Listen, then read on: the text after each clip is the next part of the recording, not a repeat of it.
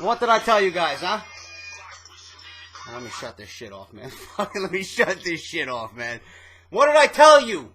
What did I tell you? You guys gotta understand, I've been watching the WWE for 25 plus years. It doesn't take a rocket scientist to figure out where they're going, what they have planned, no matter what's leaked or not. It just makes sense. I don't want to hear anyone crying about why John Cena is the WWE champion. Cena shouldn't have won. It should have went to Bray Wyatt. It should have went to Randy Orton. It should have went to Cesaro. John Cena is your WWE champion. Now, let me get myself situated here. No live review tonight. Coming at you. Taped review. It's going up right after the pay-per-view. I'll get to all your comments in the morning. I'm posting this. I'm going to sleep. I got work early. Okay? But, pay-per-view, Money in the Bank, Boston, Massachusetts, TD Garden. I love Money in the Bank. It's exciting. It's the new thing for June. Okay? I've said this on past videos. I was a huge fan of the King of the Ring when WWE had that instituted as its June pay-per-view. Money in the Bank now is always exciting. It's always got some dramatics behind it. It's always got something special going on, whether it's CM Punk walking out of Chicago with the WWE Championship, whether it's this year Daniel Bryan being stripped of the WWE title, and we have 8 men going at it for the one biggest prize in the company. But before I get into what I think about the pay-per-view, Off the Script, if you guys missed it, links are down below. Chair Shot Reality, my guys over there at WrestleZone.com. Labar, Eisenberg, and Ghoulish, go check that out. Links are down below. If you guys missed all my... somebody's fucking emailing me. I don't know. Let me shut my phone off here. You're getting this Raw review, guys. I don't give a fuck. I'm doing it one take, and that's it. All right? Anyway, if you missed anything, Off the Script, Chair Shot, links are down below. All right? Now, Money in the Bank, okay? 6 out of 5. 6 out of 5 tonight. It had a big night feel to it, but it also felt like a standard, ordinary, lame, boring edition of Monday Night Raw. A lot of filler, but WWE had no choice, because they had all their guys. They literally stripped their roster down to nothing because you put everybody in the main event, and then you had the briefcase ladder match that you just added a week ago. So you had a total of 8 guys in the main event, and then 7 guys in the briefcase match, or 6 guys rather, because Bad News Barrett wasn't there. 6 guys. They didn't add an additional guy. But John Cena winning makes sense, and I said this, and I've been saying this, and I've been saying this all day on Twitter. John Cena makes sense. WWE was not going to let Cena leave the TD Garden without the WWE Championship. Number one, they want to send the crowd home happy. There's a lot of unhappy fans, a lot of unhappy casual fans that are upset that Daniel Bryan was stripped by the Authority, Triple H and Stephanie McMahon. John Cena was the safe choice to send the crowd home happy, the majority. Yes, John Cena is a very polarizing figure, but when it boils down to it, John Cena is their man. No matter what the situation is, Cena is always there. Cena's going to defend the title. Cena's going to bring prestige back to the title, whether you hate him or you love him. It's true. Cena is the guy. They wanted to send the crowd home happy. They did it with John Cena. Number 2, the rumors about Randy Orton winning the WWE Championship. Those were just people trying to put something in your head because it was too blatantly obvious that John Cena was going to win it. Now, if Randy Orton won it, I would have had a problem with it. Not because of him winning the title. Randy Orton winning it just doesn't make sense in the long run. Why would you give Randy Orton the title when the WWE's main plan right now to rewrite SummerSlam in Daniel Bryan's absence? Why would you give Randy Orton the title only to have him lose it in a one-on-one match with John Cena, or you put him in a triple threat match with John Cena being one of the guys? Why would you have him win it only to lose it to John Cena ultimately, and then have John Cena come out of Battleground for 1 month and then go against Lesnar and then just drop it? The WWE title is not meant to be flip-flopped back and forth. It's not a fucking Pokemon card. It's not a trading card. It's not a baseball card. It's the WWE title. Cena winning gives him at least a month and a half of being the WWE champion. A month and a half of being the champion on Raw. He's going to be there every week. Something that they have not had with Daniel Bryan. It's not Bryan's fault that he needed neck surgery. But he's going to be a champion that's going to be on Raw every week. Okay? You give him a month and a half of a steady title reign. Maybe you throw in a title defense here and there on Monday Night Raw. Obviously, he's going to be defending in a battleground. But you guys got to understand, when the WWE has a plan, you know, they're not going to stray away from it. And I commend WWE to sticking to their guns with the leak of the Amazon.com Blu-ray and DVD that they released for SummerSlam 2014. They had Brock Lesnar and John Cena on the cover. I commend WWE for sticking to their guns, not pulling the trigger on a swerve, and just abandoning what they had planned. Cena Lesnar is going to sell SummerSlam. SummerSlam is the second biggest pay-per-view of the year. You want your two biggest names in the company. I was going to say ever, which you could make a claim for. Lesnar's one of the biggest names ever. Cena's one of the biggest names ever. He's a 15-time champion. So you're going to have your two megastars going at it at SummerSlam for the WWE Championship. You guys have nothing to worry about. This is a temporary solution. WWE had no other choice here but to give John Cena the title. WWE Championship is going to Brock Lesnar. Do not worry. I've been saying this for weeks. Very, very, very good idea to the WWE to stick to their guns, okay? I've been very adamant about this. You've seen my videos. Lesnar will be your WWE champion. Whether you hate Lesnar or you fucking love him, he needs the belt. You have no other choice after beating The Undertaker and beating the Streak. The Streak at times was bigger than the title when come WrestleMania time. Lesnar's only choice is to be WWE champion. You got no other alternative. So for those bitching and moaning and crying, oh, Lesnar's part-time, he doesn't care, it is what it is. They decided to give him the Streak. Now you got to deal with it. He needs the title. If you don't give him the title, everything you did with Lesnar is going to be washed away. And it means nothing. So don't worry. Cena wins it tonight. The one thing I had a problem with in this match, actually two things. Number one, I don't like these multi-man matches. 8 men is too many guys for a ladder match, Money in the Bank. Too many guys. Because I was telling my brothers this. They were over at my house watching the pay-per-view. They just left about 10 minutes ago. When you got that many guys in the ring, you know, a lot of those guys are going to be taking breaks on the outside, and it's going to be solely on 2 guys. The action's going to be on 2 guys for 1 minute, and then another guy comes in to get his spot in and get his big spots in, and then the other 6 guys are just like sleeping or recovering or resting on the outside of the ring. You know, it's not believable. You know, I don't like it. It's not realistic to me. If they toned it down to 5, 6 max, maybe it's a little bit more believable. When you got 8 fucking guys in the match, or, you know, just, you know, all vying for the same title, and the main focus is always on 2 or 3 guys, and the rest of the guys are just laying on the outside of the ring. It doesn't do anything. It doesn't generate excitement. And John Cena's win tonight, though it was the logical thing to do, it felt predictable, yes, and it felt very unexciting because John Cena really didn't factor into this match. You know, he kind of like just stole the titles. The WWE had no other thing for John Cena to do, so whatever. You know, he fucking AAs Randy Orton on top of Kane and climbs up the ladder. It's like he snuck in like a thief and just took the titles down. It was very unexciting. It was very, you know, unappealing to me that John Cena won in the manner that he did. But he won it. I knew he was going to win it, and I stand corrected, man. Listen, I come on here and I give you my opinion. Whether I'm right or I'm wrong, I'm going to give you my opinion, but this makes sense.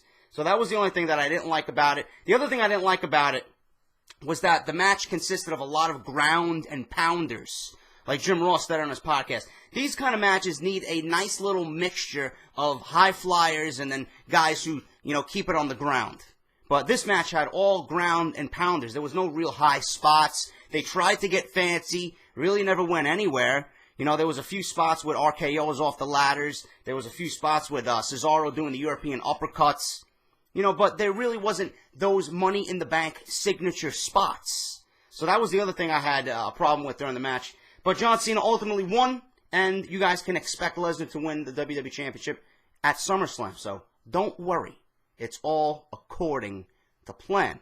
Now, the other ladder match, Seth Rollins ended up winning that match. I thought Dean Ambrose, for a split second, was going to get this briefcase. I really thought, I didn't have any idea Kane was going to come down and interfere. Kane, the reason why he was at the pay-per-view and in the ladder match was because he is the henchman for the Authority, and he was going to be there to help Randy Orton get the title. And I said this on my Monday Night Raw review last week.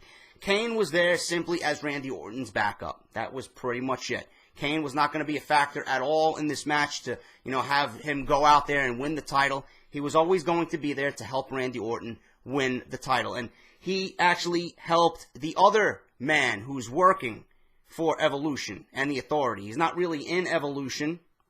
I don't even know if Evolution's around anymore, if they're still calling them Evolution since Batista's not there anymore.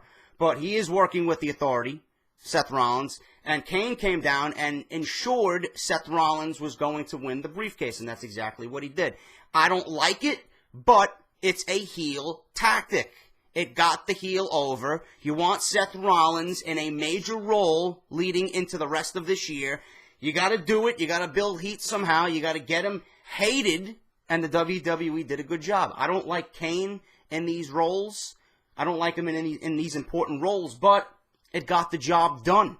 Okay, I thought Ambrose was going to win because when Ambrose was in the match, the medics and the doctors came out mid-match and they had to usher him out because apparently he hurt his shoulder.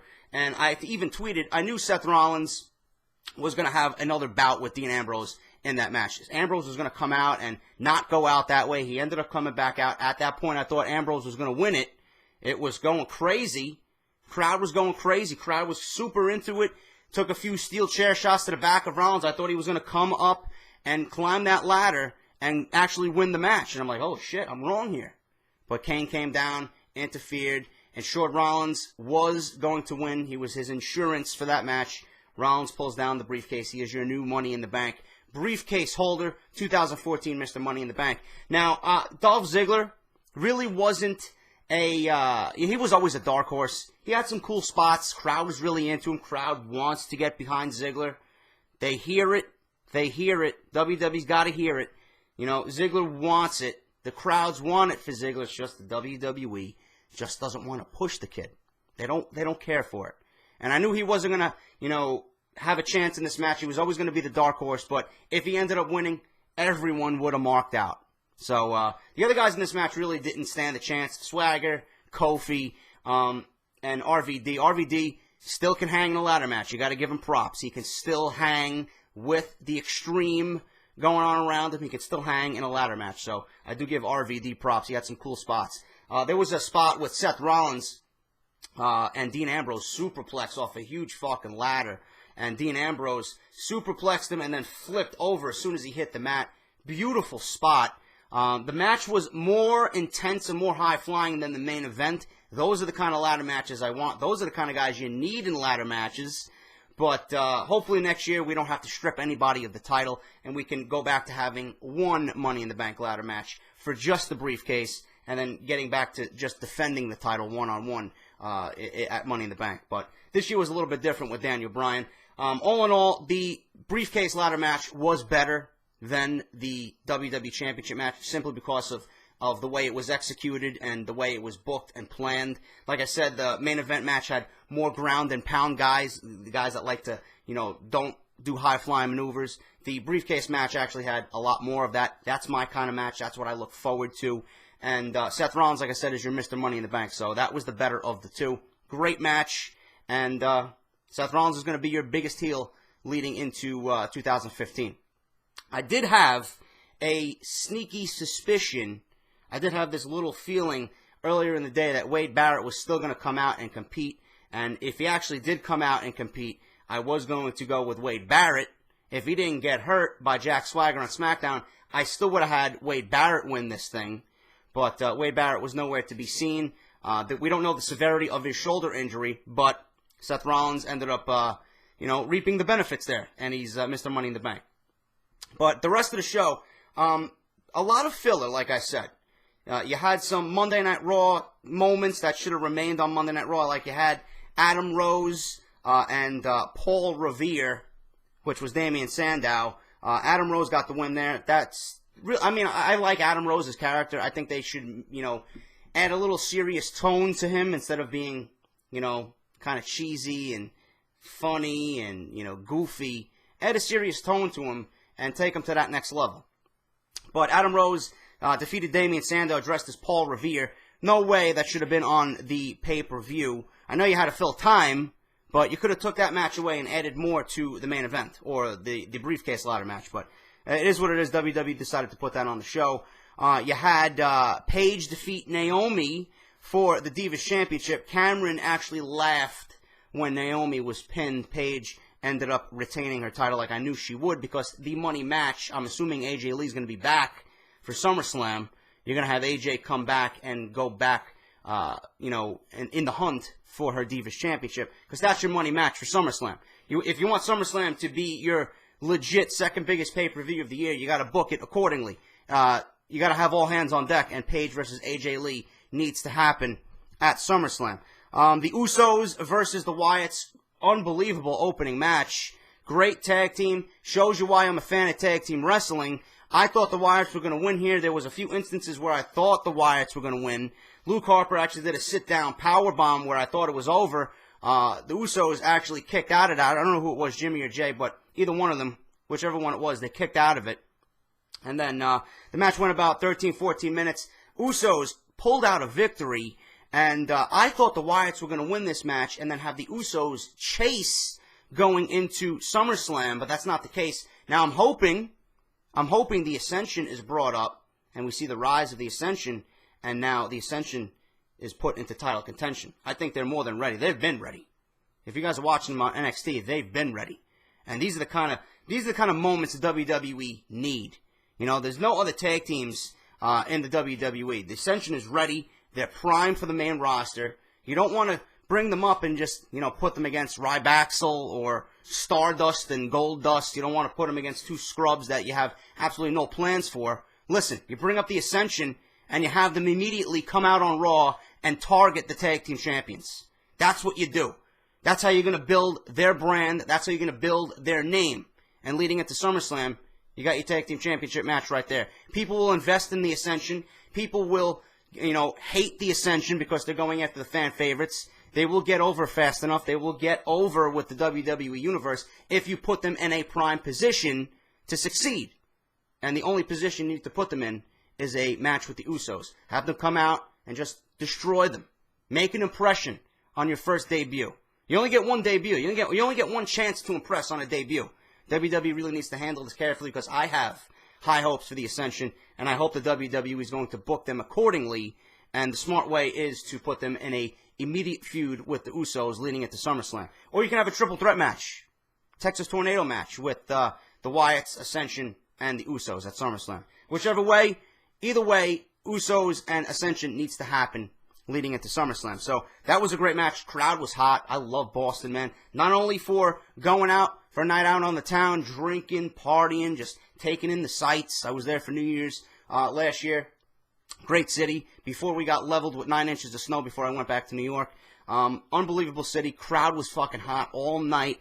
They showed you why big cities like Boston, New York, Chicago, Philadelphia, Miami, those are the places to be when you got big-time pay-per-views like this. So the Usos retain against the Wyatts. We had Goldust and Stardust defeat Rybaxel. The thing with this is I do think, and Smokey Dog, I'm going to give him props with this because I really didn't think about this. He did a preview and predictions video earlier in the day. He said that Stardust here is simply mimicking and making fun of his brother Goldust, or Cody Rhodes is making fun of Goldust in this Stardust persona, and eventually they're going to get a tag team championship match, lose, And Cody Rhodes is going to turn his back on Goldust, saying, you know what, fuck this. This is terrible. You know, I never needed you to begin with. I was always the better brother. That's going to lead to a match at SummerSlam. There you got it. Cody Rhodes versus Brother Goldust. And that one match could potentially be a show stealer. You know, I've been waiting to see this match for a while now. Going to be great if the WWE handles this correctly leading into SummerSlam. But that's what he said.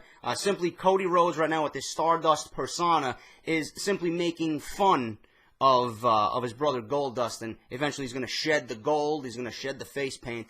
Say, you know what? I'm going to turn on him, turn heel. Goldust is going to be the face. Cody's going to be the heel leading into SummerSlam. You're going to get a brother versus brother match. And probably what will be the best brother versus brother match since Brett and Owen. So I look forward to that at SummerSlam. WWE's got a lot of potential great matches leading into SummerSlam that they could play with. So hopefully they know what they're doing. Rusev versus Big E. Rusev here obviously got the win. There was an instance in this match where Big E was in the Accolade, and I even tweeted it out. I think WWE fucked up and failed here. I would have had Big E break the Accolade. It would have got him massively over in defeat with the crowd, and Rusev could have been shocked and stunned, and Big E could have teased the comeback, and then Big E could have been then put back in the Accolade by Rusev, but WWE failed there. He teased a break of the Accolade, but Rusev overpowered him, locked it in and cinched it in a little bit tighter and harder, and Rusev got the victory there. But Rusev, listen, he's going to remain dominant. He's going to remain dominant, and everybody's saying he's eventually going to be fed to John Cena. I wouldn't bank on that yet. It's going to happen because there's no other man right now on the roster that signifies, USA better than John Cena. He's always for the troops. He's, always doing the salute. So obviously John Cena is your choice, but, WWE really has to decide whether you want Rusev to be a massive player. You got to put him over John Cena if it does happen. But I'm not even going to dwell on that right now. Rusev needs to remain dominant. What I would do with Rusev going into SummerSlam, you want to build this whole Russia against the United States thing. Rusev versus Sheamus at SummerSlam for the United States title. Have Rusev defeat Sheamus at SummerSlam in a hard-hitting, brutal fucking match. And you have him capture the U.S. title. So here you have this Russian fucking guy, this guy who signifies Russia and hates America, holding the United States Championship. It doesn't get any simpler than that. I'm booking WWE SummerSlam for you. It doesn't take a rocket scientist, guys. That's what needs to happen. I would love for that to happen. That's what Rusev's next step should be. He's obviously dominated the rest of the roster. Time to move up to the big boys now, one by one. Start with Sheamus. Have him beat Sheamus in a great physical match that Sheamus really thrives in. Rusev took a fucking beating tonight from Big E. Obviously he can handle it. Step it up. Put him with the big boys. Give him the U.S. title. It would make sense. That's what I see happening at SummerSlam. And then, what else we got? Layla versus Summer Rae. Nobody cared. I actually went to go get a couple of beers. Had some nachos. It is what it is. Layla got the cheap victory over Summer Rae there. She's with Fandango. Who cares? But that is your Money in the Bank pay-per-view, guys. I hope you enjoyed the review. If you're going to comment down below, let me know what you think of the pay-per-view. I will get to all your comments in the AM. I'm going to actually head off to go to sleep as soon as I upload this. Hope you enjoyed the review. Hope you enjoyed the pay-per-view. I will be back with Monday Night Raw review. I actually might be doing a Monday Night Raw review immediately following the show because I will be home after Monday Night Raw for the first time in a while. My girlfriend's out in L.A. She's working out there for BET. She works for BET. BET Awards are going on tonight, so she's taking care of that. So I'm going to be home by myself. I may actually hop on the laptop in front of the Blue Snowball here and give you a Monday Night Raw review live after the show. So I might be doing that, so look forward to that. And also, if you missed Off the Script, links are down below, parts 1, 2, and 3. Chairshot Reality at WrestleZone.com. Go and check those guys out. I had a great week of shows going on over there, so go check them out. LeBar, Eisenberg, and Ghoulish. And that is it, guys. That's my Money in the Bank review and results with some highlights thrown in. All right? Like I said, I will get to all your comments in the morning. So take care. I'll see you for Monday Night Raw review. And until then, guys, I'll see you later.